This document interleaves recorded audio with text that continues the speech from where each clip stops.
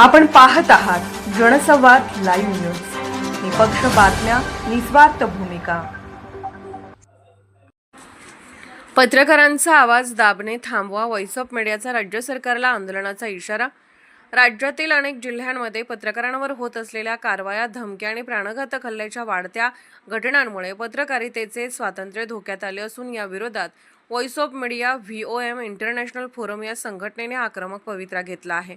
राज्य सरकारने या प्रकरणामध्ये तातडीने हस्तक्षेप करून दोषींवर कठोर कारवाई करावी, अन्यथा राज्यभर तीव्र आंदोलन छेडण्यात येईल असा इशारा संघटनेने दिला आहे.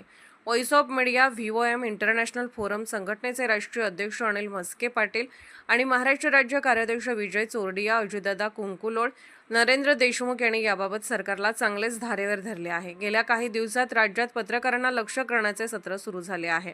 अकोला येथे एका आमदाराविरोधात बातमी प्रसिद्ध केल्याच्या कारणावरून TV9 मराठीचे प्रतिनिधी गणेश सोनोने, साम टीव्हीच्या वार्ताहर हर्षदा सोनोने यांच्यासह अन्य 3 पत्रकारांवर हक्कभंग दाखल करून त्यांना 5 दिवसाच्या कारावासाची शिक्षा सुनावण्यात आली.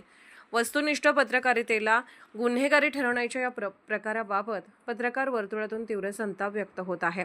दुसरीकडे नांदेडमध्ये लोकशाहीचा चौथा स्तंभ दाबण्याचा प्रयत्न प्रशासकीय पातळीवरून होताना दिसत आहे.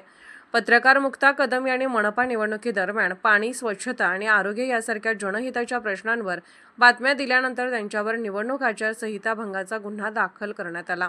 हा प्रशासनाचा गैरवापर करून पत्रकारांवर दबाव आणण्याचा प्रयत्न असल्याची टीका होत आहे.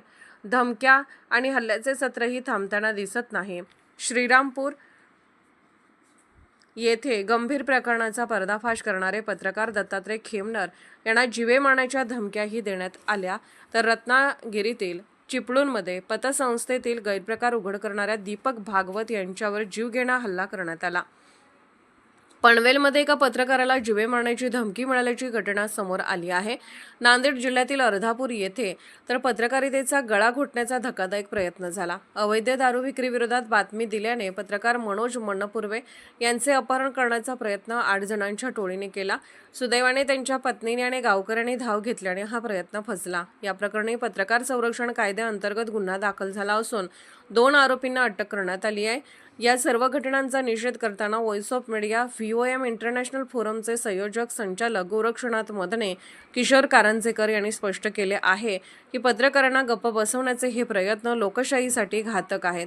संबंधित सर्व प्रकरणाची सखोल चौकशी करून दोषींवर कठोर कारवाई करावी आणि पत्रकार संरक्षण कायद्याची प्रभावी अंमलबजावणी करावी अशी आग्रही मागणी विभागीय अध्यक्ष कुमार कडलक, संगम कोटलवार, सचिन मोहिते, कल्पेश महाले यांनी केली आहे. याविषयी पुढच्या आठवड्यात या मागणीसह इतर मागण्यांसाठी राज्यभर धरणे आंदोलन करण्यात येणार आहे.